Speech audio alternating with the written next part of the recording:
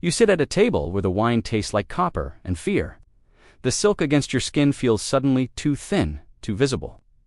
Around you, men laugh, senators, generals, men who once commanded legions, but their laughter sounds hollow, performed. You are a senator's wife, dressed in your finest, told this banquet would honor your family. Instead, the room has gone silent. The emperor has stopped walking. He is looking at you now, and in his eyes is not desire, but calculation. He speaks your name, or rather, he doesn't. He speaks of you as if you were a statue, being appraised for purchase. The room watches, your husband watches. No one moves to stop what is about to happen, because in this moment, you have learned the empire's simplest and cruelest law. Dignity is a privilege the powerful can revoke without warning, and there is no legal recourse when the man who strips it away wears the purple. Before we go deeper, and trust me, this gets darker, drop a comment and let me know where you're listening from. The fact that a scandal from 1,800 years ago still grips people from Manila to São Paulo never stops amazing me. The woman at that table existed. Her name was swallowed by history, recorded only as one of the senator's wives in fragments, written by men who witnessed what came next. The city was Rome.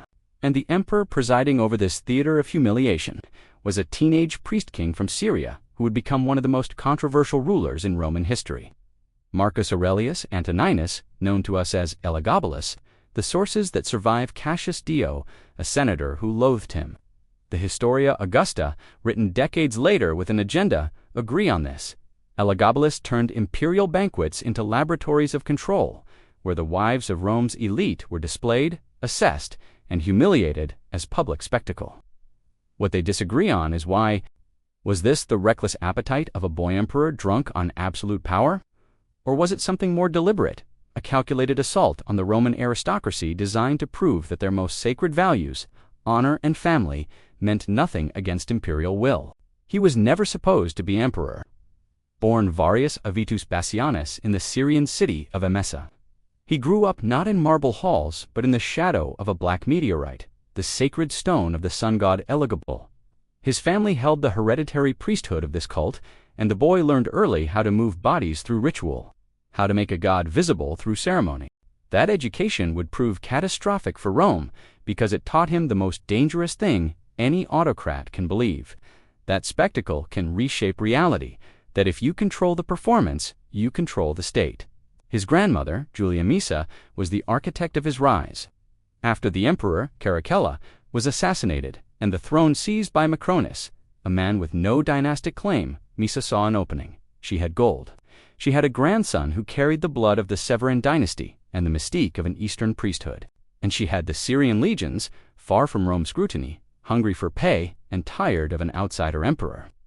In 218 AD, those legions proclaimed the 14-year-old priest their emperor. Macronus's forces crumbled. Within months, a boy who had spent his life performing rituals for a provincial deity was marching on the capital of the known world. Rome didn't know what hit it. The Senate, that ancient body of aristocrats who prided themselves on continuity and tradition, watched in horror as a teenager arrived wearing Eastern silks, surrounded by Syrian priests, carrying that black stone as if it were the equal of Jupiter himself. Elagabalus built the Elagabalus, a temple on the Palatine Hill, and began integrating his foreign god into Rome's sacred calendar. To modern ears, this might sound like religious pluralism. To Romans, it was sacrilege. Religion and politics were inseparable. To elevate a provincial deity was to displace the gods who had made Rome invincible. It was a statement: the old order is negotiable. And if the gods could be rearranged, what about the men who claimed to speak for them? The answer came in the banquets. Ancient sources describe gatherings that stretched across days, filled with exotic animals, mountains of saffron, food combinations designed to shock and amuse. But the real spectacle wasn't the menu. It was the people. Elagabalus, according to Cassius Dio, would have noble women, wives of senators, daughters of consular families paraded before the assembled guests. He would comment on their beauty, their bodies, their suitability for various purposes. Sometimes he ordered them to stand. Sometimes he staged mock marriages. Sometimes he made them participate in tableaux that blurred the line between performance and assault. The women had no choice. Their husbands, sitting feet away, had no choice. To object meant exile, confiscation, possibly death. To comply meant watching your households honor the foundation of your political voice. Dissolved in front of an audience that would remember, this wasn't drunken cruelty, it was policy. Roman society was built on the household. A man's authority in the forum depended on his ability to protect his family, to manage his domus with virtue and discipline. Elagabalus was systematically proving that protection was an illusion. He could reach into the most private sphere of a senator's life and turn it into public theater. The message was unmistakable. Your laws, your traditions, your honor, these are privileges I grant or revoke. One chronicler records a senator who, after his wife was displayed and his silence noted, never spoke in the Senate again. Not because he was banned, but because his colleagues stopped listening. A man who couldn't protect his own household had no moral standing to debate policy. That's the genius and the horror of Elagabalus's method. He didn't need to kill his opponents. He just needed to make them complicit in their own humiliation. But why? What drives a teenage emperor to weaponize intimacy against the ruling class? Some historians see a young man intoxicated by power, acting out fantasies with no concept of consequence. Others see something darker. A deliberate strategy to dismantle senatorial authority. Elagabalus promoted freedmen, Syrians, men outside the traditional aristocracy. He showered them with honors while reducing senators to spectators at their own degradation. The banquets weren't just about control, they were about replacement. He was building a new court where loyalty came from dependence, not birthright, and where the old families learned they were decorative, not essential. The most explosive example came when he married Aquila Severa, a Vestal virgin. Vestals were Rome's most sacred priestesses, bound by vows of chastity that symbolized the city's purity. To marry one was unthinkable, not just illegal, but cosmically offensive. Elagabalus did it anyway, declaring that the union would produce divine children. The act was religious vandalism, and it told the Senate everything they needed to know. Their most ancient institutions were toys in his hands. The sources also record something else, something Roman writers struggled to articulate. Elagabalus rejected the gender norms that structured their world. Cassius Dio claims the emperor prostituted himself, dressed in women's clothing, and asked to be called lady instead of lord. The Historia Augusta adds lurid details about surgeries and public performances. Modern historians debate how much of this is fact versus moral panic. What's undeniable is that Elagabalus's behavior threatened a system where masculinity and authority were fused. Roman political power required the performance of a specific kind of manhood, disciplined, martial, paternalistic, by visibly rejecting that script. The emperor wasn't just being eccentric. He was attacking the code that legitimized senatorial rule. When they called him degenerate, they meant something precise. He was unmaking the social grammar that held their world together. For the women at those banquets, the consequences were lifelong. A senator whose wife was humiliated lost clients, alliances, marriage prospects for his children. Families hid daughters in distant villas. Some marriages dissolved, not because the wife did anything wrong, but because her presence reminded everyone of shame the household couldn't erase. The sources, fragmentary and biased as they are, record suicides. They record madness. They record women who never appeared in public again. Roman society's economy of honor meant that victims often paid more than perpetrators.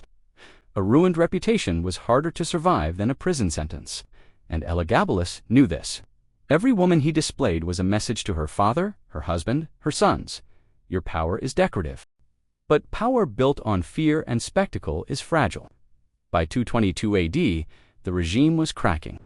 The Praetorian Guard, whose loyalty had been bought with Syrian gold, was growing restless. Soldiers didn't mind an eccentric emperor, but they minded being mocked by the Senate and whispered about in the streets. Julia Misa, who had engineered her grandson's rise, began planning contingencies. She had another grandson, Severus Alexander, younger and more pliable. She started shifting support, quietly. The court that had once laughed at Elagabalus's banquets now avoided them. Senators who had participated began keeping records, documenting abuses, building a case for regime change. The emperor, perhaps sensing the shift, grew more erratic. He elevated a chariot driver to high office. He threatened to make his lover a Caesar. Each act alienated another faction, until the palace was a network of grudges held together by fear alone. The end came suddenly. Praetorian guardsmen, The same men who had once escorted noblewomen to the emperor's table stormed his chambers. The sources say it was quick swords in the hallway, blood on marble, a body that had once been draped in silk now dragged through the streets. They threw his corpse into the Tiber, the traditional fate of criminals. The black stone of Elagabalus was returned to Syria. The Elagabalus was dismantled. Severus Alexander, guided by Julia Misa, took the throne and immediately began a campaign of restoration. Traditional rituals, senatorial dignity, pious conservatism. The message was clear: normalcy had returned. But normalcy for whom? For the women who had been paraded, for the families who had been humiliated, restoration meant nothing. There were no trials, no one was held accountable. The new regime needed stability, which meant suppressing the scandal, not prosecuting it. Investigating crimes that happened inside the palace meant exposing to many powerful families who had participated, even under duress. So the state chose amnesia. Official records were scrubbed, names were erased. The senators' wives became footnotes in hostile chronicles, their suffering compressed into moral fables about a degenerate emperor.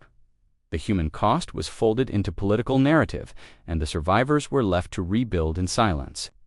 Cassius Dio wrote his account with senatorial fury, cataloging every offense as proof of moral collapse. The Historia Augusta, penned decades later, turned the story into grotesque spectacle, the kind of scandal that confirms every prejudice. Both texts are unreliable in detail but consistent in pattern. An emperor who used private life as a tool of public domination, modern scholars weigh these sources carefully, aware that bias shapes every line.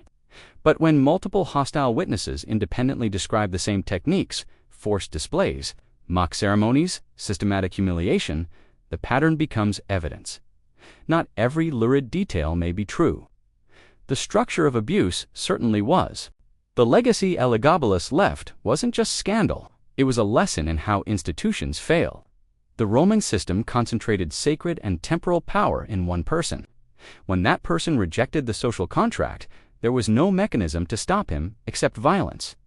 The Senate couldn't legislate morality. The law couldn't protect privacy when the emperor was the law.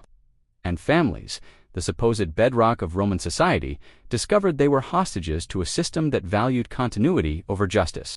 The banquets were proof of concept. When authority is absolute and spectacle is policy, the most intimate spaces become battlegrounds. The dinner table, the marriage bed, the private honor of a household, all of it could be weaponized. For the survivors, time didn't bring closure. Some daughters were married off quickly, to men in provinces far from Rome, where the scandal's shadow was thinner.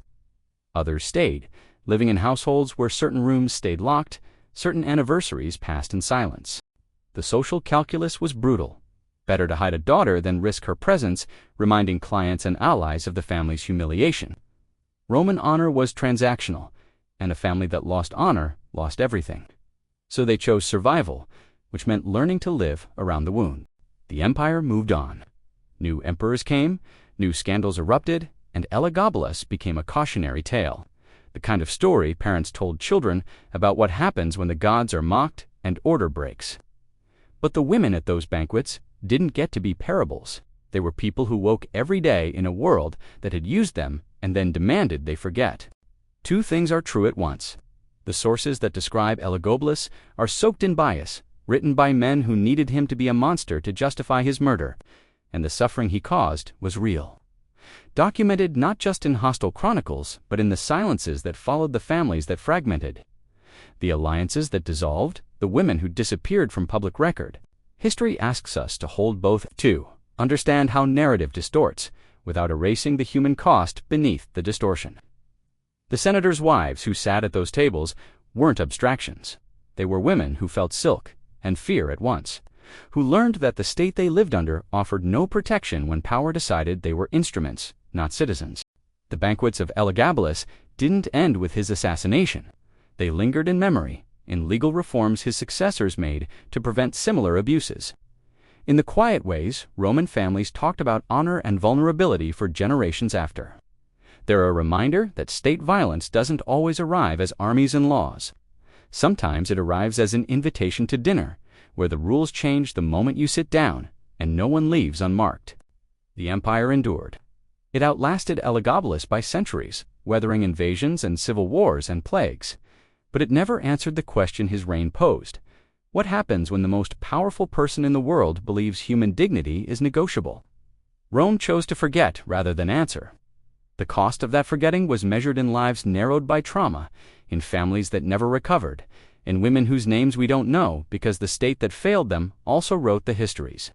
And in the end, that silence, the gap between spectacle and suffering, is the real legacy. Not the black stone or the exotic banquets or the scandal that made emperors infamous, but the quiet, long aftermath in the lives of people who were used as props in someone else's theater of power and then told to disappear. History records the fall, but the scars outlasted the empire itself.